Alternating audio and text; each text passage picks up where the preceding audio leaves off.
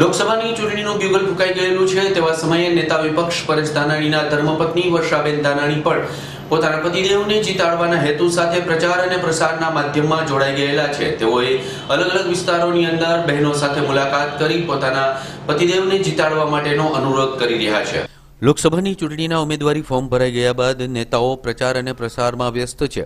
સાથે સાથે નેતાઓની ધર્મપત્ની નેતાઓના પ્રચાર અને પ્રસારણ કાર્યમાં સહભાગી થતી હોય છે। ત્યારે અમરેલી લોકસભાની હાઈ પ્રોફાઇલ બેઠક પરથી 2 ટર્મના સાંસદ કાછડિયાને ત્રીજી વાર ભાજપે ઉમેદવાર જાહેર કરતા કોંગ્રેસે નેતા વિપક્ષ પરેશ ધાનાણીને ઉમેદવાર બનાવી ભાજપ માટે કપરા ચઢાણ અમરેલી બેઠક પર કરી દીધેલા છે। ત્યારે નેતા વિપક્ષના ધર્મપત્ની વર્ષાબેન ધાનાણી હાલ પોતાના નિવાસ સ્થાને ઘરકામમાં વ્યસ્ત રહે છે।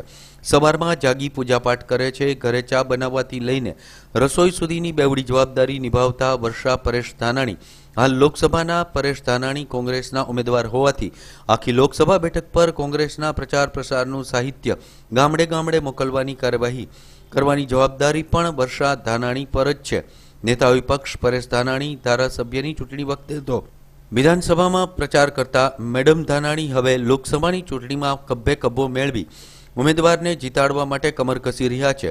સાથે સાથે નેતા વિપક્ષ ધાનાણી કોંગ્રેસના ઉમેદવાર હોવાથી વધુ પડતા વિસ્તારમાં પ્રચાર અને પ્રસાર હોવાથી ઘરે આવતા કાર્યકર્તાઓને સાંભળવાની જવાબદારી મિસિસ ધાનાણીના શિરે હોય છે। કોંગી કાર્યકર્તાઓને ચા પાણી સાથે કાર્યકર્તાઓનો પ્રશ્નો સાંભળીને નેતા વિપક્ષ સુધી પ્રશ્ન પહોંચાડવાનું માધ્યમ શ્રીમતી ધાનાણી કરે છે। પરેશ ધાનાણી વધુ પડતા ગાંધીનગરમાં જ હોવાને કારણે મિસિસ વર્ષા ધાનાણી અમરેલી મત વિસ્તારમાં આવતા કાર્યકર્તાઓની વ્યથા પ્રશ્નો સાંભળી અને નેતા વિપક્ષ સુધી પહોંચાડવાનું માધ્યમ બને છે। ત્યારે સાંભળો મિસિસ ધાનાણી શું જણાવી રહ્યા છે। સવારમાં વહેલા ઉઠી પૂજાપાઠ કરી અને પછી થોડું ઘરનું કામકાજ પતાવી અને પછી પરેશને જવાની તૈયારી કરવાની હોય એટલે એમની માટે રસોઈને એ બધું બનાવું, પછી એમને જમાડી અને પછી નીકળે એટલે પછી હું મારા દૈનિક કાર્યક્રમમાં લાગી જતી હોય। ઘરનું કામ પણ હોય છે, બાળકોની જવાબદારી પણ હોય છે અને એ બધું મારું નિત્યક્રમ પતે પછી હું ઇલેક્શન્સ વખતે બધાને સાથે લઈ અને પ્રચારમાં નીકળતી હોઉં છું। આ મારો દર વખતનો ક્રમ હોય છે। હું આ વખતે પહેલી વાર નહીં, હું દર વખતે ચૂંટણીમાં એમને સાથ આપું છું। ઇવન સિટીમાં પણ અને હવે ગ્રામ્ય વિસ્તારમાં પણ હું આવી રીતે બધાને સાથે લઈ અને ડોર ટુ ડોર પ્રચાર કરવા જાઉં છું, બધાને મળું છું, બધાની સમસ્યાઓ જાણું છું અને બને ત્યાં સુધી એનો નિકાલ લાવવાનો હું પ્રયત્ન કરું છું।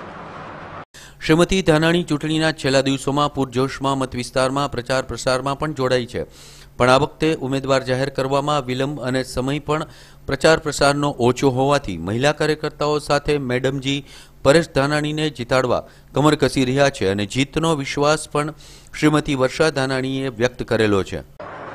દર વખતે તો ધારાસભ્યનું ઇલેક્શન પરેશ લડતા હોય છે એટલે વિસ્તાર બહુ ટૂંકો હોય છે, નાનો હોય છે એટલે બધું થઈ જાય છે। આ વખતે વિસ્તાર બહુ મોટો છે કારણ કે 6 તાલુકાઓ સામેલ છે આની અંદર, એટલે અમે બધાએ કાર્યકર્તાઓને બધાને ભેગા કરી અને હું બધું પેક કરાવતી હોઉં છું। બધું કોઈ આપણે કોંગ્રેસના ઝંડા છે, સાહિત્ય છે, પત્રિકાઓ છે, એ બધું એક બેગમાં પેક કરી અમે દરેક તાલુકા પંચાયત વાઇઝ મોકલતા હોઈએ છીએ બધાને અને ગામે ગામ બધું સાહિત્ય પહોંચી જાય એનું એવી વ્યવસ્થા હું કરાવું છું। લોકસભાના ઉમેદવાર ભાઈ પરેશભાઈ છે, એની જીતનો વિશ્વાસ કેટલો આપણે? 100% વિશ્વાસ છે, જીતી જશે। મને મારા કાર્યકર્તાઓ ઉપર ભરોસો છે, કાર્યકર્તાઓનો ઉત્સાહ જોઈને જ મને એમ થાય છે કે અમે 100% જીતી જશું।